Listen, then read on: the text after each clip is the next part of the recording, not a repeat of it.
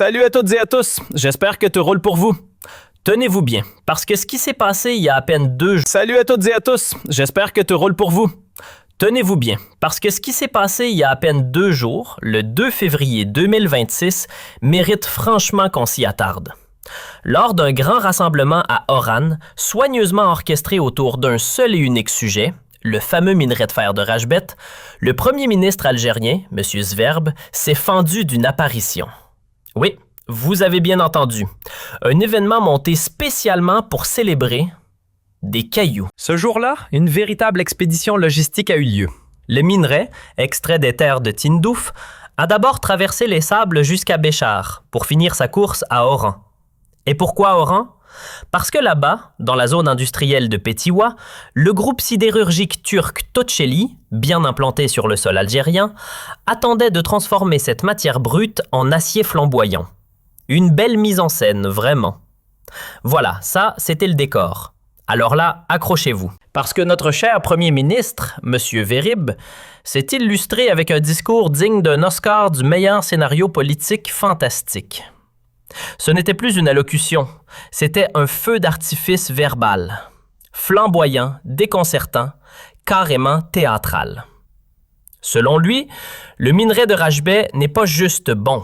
Non, c'est une pépite d'excellence. Un trésor caché de la terre algérienne. Il en a même fait un sujet de fierté nationale, distribuant ses félicitations aux travailleurs qu'il a décrits comme des héros modernes, veillant sans relâche pour faire naître ce rêve métallurgique. Mais attendez, le bouquet final ne s'est pas fait attendre. Selon ses mots, ce minerai serait carrément un don du ciel. Oui, un cadeau de Dieu. Rien que ça. Une révélation divine extraite du sol. Alors bien sûr, nous avons déjà pris le temps, dans une émission précédente, de démonter cette envolée mystique. Parce que bon, si le fer était un miracle divin, la moitié des pays du globe seraient des paradis économiques. Or, spoiler, ce n'est clairement pas le cas. Et le clou du spectacle? C'est que devant les caméras de toutes les chaînes algériennes, publiques et privées, avec le gouvernement au grand complet planté derrière lui comme une mise en scène millimétrée, Vérib a osé déclarer, avec un aplomb olympien, que ce projet est réel, rentable et révolutionnaire. Du jamais vu, selon lui. Et bien sûr, toute voix dissonante, toute observation critique, immédiatement cataloguée comme une attaque personnelle. Car en Algérie, on ne critique pas un projet, on attaque l'homme. Dans leur logique, remettre en question une politique, c'est blasphémer. Critiquer devient une offense, c'est dire à quel point la nuance leur échappe. Et là, mes amis, on a eu droit au moment science-fiction du discours. Notre premier ministre s'est soudain métamorphosé en expert métallurgiste, lunettes invisibles sur le nez, tableau imaginaire derrière lui, pour nous servir un exposé technique qui ferait pâlir un prof de physique. Selon lui, tenez-vous bien, le minerai de Rajbet est soi-disant d'une pureté exemplaire. Et, pour couronner le tout, l'Algérie aurait commencé à l'exploiter grâce à une méthode ultra-moderne appelée blending. Oui, blending. Un mot sorti tout droit d'un PowerPoint en anglais. Évidemment, aucun effort pour en expliquer le sens. Pas une définition, pas un schéma, rien. Silence radio. Et nos concitoyens, livrés à eux-mêmes, à tenter de deviner ce que cache ce mot magique. Ensuite, il a enchaîné sur des crémages. On ne sait toujours pas ce que ça veut dire non plus. Puis sur une promesse un peu mystique. Plus on creuse, plus on tombe sur un minerai miraculeux, un trésor souterrain de haute teneur en fer. Mais est-ce que tout cela repose sur des faits, sur des études scientifiques? Ou est-ce que M. Svirib nous a simplement récité un conte minier digne des 1001 nuits? Avait-il des preuves solides? Une logique rationnelle? Ou juste l'envie irrésistible de nous faire rêver à coups de jargon flou et de phrases qui brillent plus que la réalité? Bon, soyons clairs, tout ça, c'était du pipeau. Ce jour-là, le 2 février 2026, devant les caméras et un public soigneusement choisi, Zver n'a pas simplement enjolivé la réalité, il l'a carrément maquillée. Et le plus fort, c'est que cette mise en scène a été servie aux Algériens sans la moindre explication sur ce fameux procédé qu'il brandissait comme un miracle technique. Le mot « blending » flottait dans l'air, mais son contenu, lui, était porté disparu. Dans cette émission, on va décortiquer tout ça pièce par pièce. Documents officiels, graphiques, images à l'appui, vous allez voir que derrière le rideau se cache ce qui ressemble fortement à l'un des montages économiques les plus douteux depuis l'indépendance du pays. Car pendant qu'on nous vendait un minerai prétendument exceptionnel, la réalité est tout autre. L'acier produit à partir du minerai de Herbette ne repose pas uniquement sur cette ressource locale. On y ajoute discrètement un autre minerai venu de l'étranger, de meilleure qualité, pour compenser ses faiblesses. Autrement dit, si la matière première nationale était réellement aussi performante qu'annoncé, on n'aurait pas besoin de la diluer avec une importation. Elle serait utilisée telle quelle dans les installations sidérurgiques de Tosiali. Mais non, on mélange, on corrige, on ajuste, et on appelle ça une réussite industrielle. Pratique, non? Alors, ce fameux blending, ça veut dire quoi au juste? Rien de magique. Ça signifie simplement qu'on est obligé d'aller chercher ailleurs un minerai plus riche pour le mélanger avec celui de Herbette. Sinon, impossible de fabriquer un acier correct. Donc, pendant qu'on nous parle d'indépendance minière et de richesse nationale, la réalité est beaucoup moins glorieuse. On a déjà englouti des milliards pour extraire cette ressource, et il faudra encore sortir des centaines de millions supplémentaires pour importer une matière première étrangère, juste pour corriger ses défauts. Vous vous demandez comment on en arrive là? Pas d'inquiétude, on va poser les faits noir sur blanc. Et pas avec des rumeurs ou des suppositions, avec des rapports officiels.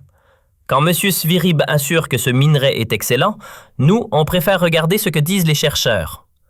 On va donc afficher un document issu d'un organisme public algérien spécialisé en sciences et technologies, rattaché au ministère de l'Enseignement supérieur. Ce rapport, élaboré dans le cadre d'un programme de recherche sur le traitement du minerai de Garadjibilette, remonte à plusieurs années, et il est très clair. On y apprend que cette ressource n'a jamais été exploitée à grande échelle, principalement à cause d'une forte présence de phosphore et d'une structure géologique compliquée. Autrement dit, oui, le gisement est immense. Oui, il pourrait théoriquement soutenir l'économie.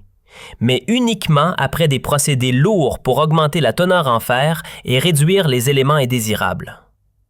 Donc, quand les discours officiels mélangent bénédiction céleste et certitude personnelle, on a du mal à savoir si on écoute un ingénieur ou un prédicateur. Une chose est sûre, le fer n'a rien de divin. Et ce n'est pas parce qu'un pays possède du minerai qu'il devient prospère par miracle. Et pour ceux qui penseraient qu'il s'agit d'une analyse venue de l'étranger, raté. Ce sont bien des chercheurs algériens, issus d'une institution gouvernementale, qui dressent ce constat. Pas un rapport venu d'ailleurs, mais une étude locale qui remet sérieusement en question le conte de fées industriel qu'on essaie de nous vendre. Mais attendez, c'est pas fini. Dans ce même rapport scientifique, produit, je le rappelle, par une agence officielle algérienne, une précision capitale apparaît, et elle mérite qu'on s'y attarde. En 2017, ce document affirme noir sur blanc qu'il n'existe aucune méthode industrielle fiable, propre ou éprouvée, capable de traiter efficacement les minerais de fer riches en phosphore, notamment ceux à structure olytique, comme celui de Herbillet. Aucun procédé, aucun protocole prêt à l'emploi pour purifier ce type de minerai. Certes, des recherches ont fleuri un peu partout dans le monde, notamment dans les pays riches en gisements complexes. Des laboratoires planchent sur des techniques expérimentales pour libérer le phosphore lié au fer en désintégrant les fameuses zolites. Bref, c'est de la haute voltige scientifique. Mais rien de concluant n'a vu le jour à grande échelle. Et c'est là que le bât blesse. Car souvenez-vous, en 2026, soit presque une décennie plus tard, notre premier ministre montait sur scène, droit dans ses bottes, face aux caméras nationales, et nous sortait un tout autre discours. Pas un mot sur le phosphore, aucun aveu sur les défis techniques. À la place, le fameux « blending », comme si c'était la panacée. Comme si ce terme anglais suffisait à gommer tous les obstacles industriels. Sauf que voilà, les faits sont têtus et les documents aussi. On ne peut pas effacer un problème technique avec un mot à la mode. Et ce jour-là, oui, il a sciemment omis la vérité. Pire encore, il a construit une démonstration publique sur un procédé qui ne règle rien, en contournant le cœur du problème, le phosphore. Eh oui, encore un mensonge. Mais cette fois, on ne s'appuie pas sur des opinions ou des rumeurs de couloir. Non, il existe bel et bien d'autres études, sérieuses, rigoureuses, faites par des universitaires algériens eux-mêmes. Et tenez-vous bien, la preuve est là, sous vos yeux. Une thèse académique réalisée entre 2018 et 2019 à la Faculté de technologie, département des mines et de géologie de l'Université Abderrahmane Mira de Béjaïa. Son titre? Analyse et caractérisation du minerai de fer de Gara Djebilet à Tindouf.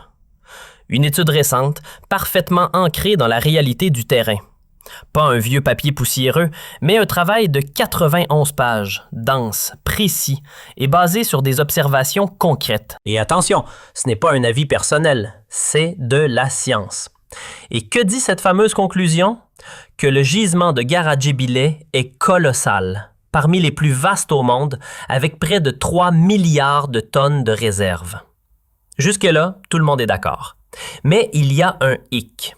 Pour que ce minerai atteigne les centres industriels du Nord, il faut revoir toute la logistique, adapter le réseau ferroviaire, bref, ça demande des travaux lourds, coûteux et chronophages. Et surtout, là où ça fait mal, l'élimination du phosphore présent dans ce minerai n'est pas faisable chimiquement. Pourquoi? Parce que c'est trop polluant, trop cher, trop complexe. La seule option, ce sont des procédés physiques, comme le traitement thermique ou la séparation magnétique. Autant dire qu'on parle ici de technologies avancées, lourdes à mettre en place et qui demandent des investissements massifs. Donc voilà, encore une étude, encore des experts algériens, encore des conclusions nettes, qui contredisent de A à Z le storytelling officiel. Pas besoin d'aller chercher l'avis de l'étranger, la vérité, elle est déjà chez nous. Il suffit juste d'ouvrir les bons documents. Alors voilà. Monsieur Sferl, dans son grand numéro d'orateur technique, nous balance le mot « blending » comme s'il s'agissait d'un sort magique qui allait résoudre tous les problèmes. Mais au fond, que cache ce terme anglais balancé sans traduction? C'est là que le flou s'installe, et avec lui, l'incompréhension de la population. Car non, ce « blending » n'est pas une preuve de maîtrise technologique, mais un aveu d'échec. Traduction réelle? Cela signifie que l'Algérie n'a pas encore lancé la moindre opération de déphosphoration du minerai de rubette.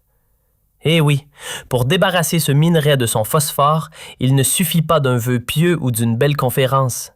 Il faut un complexe industriel entier, des machines, des procédés lourds. Et tout cela est encore à l'état de négociation. Avec qui? Avec la Chine. Des discussions sont en cours pour qu'un gigantesque centre de traitement soit construit à Tindouf ou Béchar. Coût estimé de l'opération? Entre 1,5 et 2 milliards de dollars. Rien que ça. Problème? Rien n'a été signé.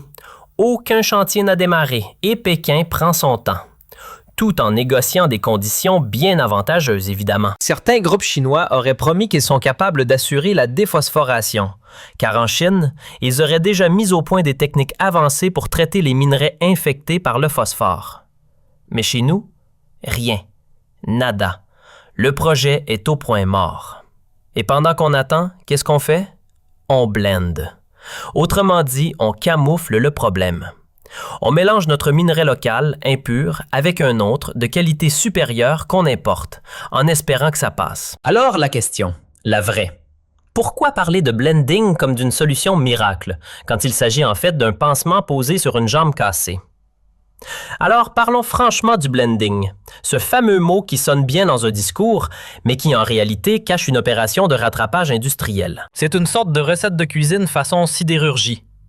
On prend un minerai local bourré d'impuretés, notamment du phosphore, et on le coupe avec un autre minerai beaucoup plus propre venu de l'étranger. Un petit mélange maison, quoi. Dans le cas de Arbilais, c'est simple. On dilue son minerai, trop chargé en phosphore, en le mixant avec un minerai d'importation qu'on appelle minerai B, beaucoup plus riche en fer et surtout presque vierge de phosphore. Résultat, on fabrique un minerai composite, acceptable, pour ensuite produire de l'acier. C'est pas glorieux, mais c'est le seul plan B qu'on a. Pourquoi cette bidouille est-elle indispensable? Parce que tant qu'on ne sait pas déphosphorer, utiliser le minerai de Arbilais pur serait catastrophique. Scientifiquement prouvé, trop de phosphore dans l'acier et il devient cassant comme du verre sous l'effet du froid. Imaginez un pont ou un immeuble construit avec ça. Un petit coup de gel et paf, ça fissure. Et ce n'est pas tout. Le phosphore n'abîme pas que l'acier. Il attaque aussi les parois réfractaires des hauts fourneaux, ce qui explose les coûts de maintenance. Résultat, aucun sidérurgiste sérieux n'achèterait ce genre de minerai tel quel. Alors que fait l'Algérie? Elle fait avec les moyens du bord. Elle mélange. Et pas à part égale. On met à peine 20 à 30 % du minerai local et on complète avec 70 à 80 % de minerai propre importé. Une opération qu'on essaie de nous vendre comme une prouesse technique, alors qu'en réalité, c'est juste une solution de secours déguisée en victoire industrielle. Alors là, accrochez-vous bien, parce qu'on atteint des sommets de stratégie économique version casse-tête. Pour pouvoir utiliser le fameux minerai de fer de Erbilay, devinez ce que fait l'Algérie. Elle importe du minerai de meilleure qualité. Oui, vous avez bien entendu.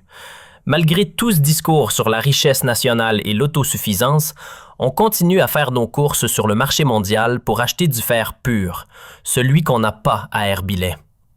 Pourtant, on a, ou plutôt on avait, du bon minerai à la mine de Wenza, dans la région de Tébessa. Mais voilà, cette mine est en train de s'épuiser. Elle ne suffit plus à approvisionner les usines de El Hadjar, Bellara ou Oran. Résultat, l'État algérien importe, car il n'a plus le choix. Et ce n'est que le début du compte. On a déjà dépensé près de 7 milliards de dollars pour bâtir une ligne ferroviaire géante, des infrastructures, des routes, tout ça pour extraire le minerai de Erbilay, le trimballer depuis Tindouf jusqu'à Béchar et de là jusqu'à Oran. Mais attention, une fois arrivé, il ne suffit pas de le verser dans un haut fourneau. Non, il faut encore le mélanger. Et ça, ce n'est ni rapide ni gratuit. Le blending exige une logistique de dingue. Acheminer 2 types de minerais à un point de rencontre, les stocker, les manutentionner, les mélanger dans des conditions très précises et enfin les introduire dans les fours industriels. Ça demande des silos, des machines, du personnel, du temps et surtout de l'argent. Le plus absurde, c'est qu'après toutes ces acrobaties, le coût final du minerai blendé dépasse celui du minerai propre importé directement. Oui, produire une tonne de ce mélange revient à plus de 110 $, contre 100 $ pour une tonne de minerai pur acheté à l'étranger. Autrement dit, on paye plus cher pour moins bien. Et tout ça pourquoi? Pour maintenir l'illusion. Pour convaincre les citoyens, et surtout les dirigeants eux-mêmes, que le projet Rajbay est une réussite, un investissement rentable. Spoiler, c'est tout l'inverse. Franchement, s'il s'agissait vraiment d'un projet juteux, on n'aurait pas eu besoin d'aller chercher du minerai de luxe à l'étranger pour lui tenir la main. Ce fameux blending qu'on essaie de nous vendre comme une prouesse technologique, c'est surtout une rustine coûteuse. Au lieu d'optimiser, on complique. Résultat, les frais de production de l'acier explosent. Mais sans ce mélange chimérique, oubliez Tossi Ali, Bellara ou El Hadjar. Aucune de ces usines ne pourrait utiliser tel quel le minerai de Rarabais. Alors oui, le blending devient incontournable. Mais à quel prix? Et c'est là que le discours officiel se transforme en numéro d'illusionniste. Le gouvernement tente de rassurer tout le monde, et surtout lui-même, avec une pirouette arithmétique. Pas de panique, on ne va pas importer 100% de minerai pur, seulement 70%. Le reste, ce sera notre bon vieux Erbilay. Et hop, comme par magie, ça devient une opération rentable. Pourquoi? Parce que le gaz est subventionné, voyons. Donc, on nous explique que grâce au gaz Made in Algeria et aux trains low cost qui roulent à prix cassé, merci les subventions, la balance économique reste équilibrée. L'État a déjà payé les rails? Parfait. Le carburant est bradé? Génial! Et donc, en diluant du minerai de qualité avec 30% de matière locale, on va soi-disant réduire les importations et maîtriser les coûts. Mais ce joli raisonnement, c'est un château de cartes monté sur des illusions fiscales. Parce qu'à la fin, ce n'est pas de la magie. Ce sont les contribuables qui paient la facture. Ah, ce fameux raisonnement économique. Il a beau être joliment emballé, il sent la supercherie à plein nez. Parce que non, ce calcul n'a rien d'honnête. Il est bancal, trompeur, une illusion d'optimisation budgétaire. Pourquoi? Parce que toutes les ressources que l'État met sur la table pour faire tourner cette machine à illusion, ce sont bel et bien des coûts. Pas du vent. Le gaz qu'on offre à Tosiali a pris cadeau, le carburant pour faire rouler les trains transportant le minerai de Rajbet, l'électricité, l'eau utilisée pour l'extraction, le transport jusqu'à Béchar, puis Oran. Tout cela n'est pas gratuit. Ce sont des dépenses concrètes, massives, financées par l'argent public. Et ces dépenses ne font pas baisser le coût du projet. Au contraire, elles alourdissent la facture. Elles plombent encore davantage la valeur réelle du minerai de Erbilé. Bref, on creuse un trou pour en reboucher un autre. Sauf que le trou, c'est nous qui tombons dedans. Et pour conclure, parce qu'il faut bien finir ce chapitre, mettons les points sur les i. Certes, quand l'Algérie utilise son propre gaz pour alimenter ses industries, elle ne le paye pas en devises. On le calcule en dinars. Mais ce gaz, s'il était vendu sur le marché international, il aurait généré des recettes en devises sonnantes et trébuchantes. Autrement dit, tout ce gaz injecté gratuitement dans le système pour booster un minerai de qualité douteuse, c'est un manque à gagner colossal. Une manne qu'on aurait pu exporter et transformer en vraie richesse, en dollars ou en euros. Mais non, on préfère le brûler localement pour soutenir une illusion industrielle. Et à la fin, c'est pas juste un mauvais choix économique, c'est un gaspillage stratégique, payé au prix fort par tout un peuple. Alors non, le gaz n'est pas gratuit, l'électricité non plus, et le carburant encore moins. Toutes ces ressources, que certains veulent faire passer pour des avantages compétitifs, sont en réalité des matières premières précieuses, qu'on aurait très bien pu valoriser autrement. On aurait pu les raffiner, les transformer, ou simplement les vendre brutes à l'international. Bref, on aurait pu en faire de l'argent, du vrai, des devises. Mais au lieu de ça, pour se conforter dans leur illusion, pour valider leur propre déni, les décideurs ont préféré importer un minerai de qualité depuis l'étranger, juste pour le mélanger avec celui de Arbilé, qui, à lui seul, est inutilisable. Voilà la vérité nue. Le minerai de Arbilé nous saigne. Il nous coûte cher, très cher, et il nous enferme dans une dépendance absurde aux importations. On continue d'acheter du minerai pur à l'international uniquement pour pouvoir donner un semblant d'utilité à notre propre minerai déficient. Ce n'est pas une stratégie. C'est une fuite en avant, un gouffre économique maquillé en fierté nationale. Et qui en paie le prix? C'est nous tous. Car derrière cette opération, ce n'est pas une industrie qu'on soutient, c'est un trou financier. Et ça, personne ne l'a dit franchement aux Algériens. Mais il fallait bien que quelqu'un